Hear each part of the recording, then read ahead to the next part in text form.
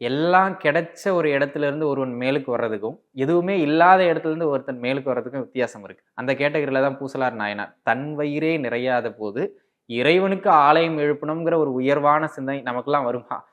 வாய்ப்பு ரொம்ப குறைவு. இப்படி வரலாம், ஆனா வாய்ப்பு ரொம்ப குறைவு. சரிங்களா? ஏன்னா, அவர் வயிற்றுக்கே முழுமையான 3 வேளை உணவளிக்க முடியாத, இயலாத ஒரு நிலையில் இருக்கின்ற ஒரு அன்பர். ஆனால் இறைவன் மீது கொண்ட இங்கெல்லாம் பாருங்க, இந்த எண்ணம்லாம் வர்றதுக்கு அடிப்படை காரணம் இறைவன் மீது இவர் கொண்ட அன்பு.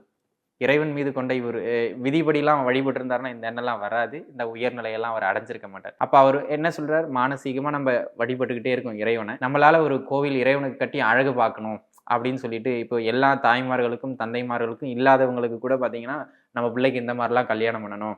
நம்ம பிள்ளைய இவ்வளோ பெரிய இடத்துல படிக்க வைக்கணும். ஆசை இருக்கும். ஆனா ஆசைக்கு தேவையான தகுதியோ, பணமோ அவங்க கிட்ட இருக்காது.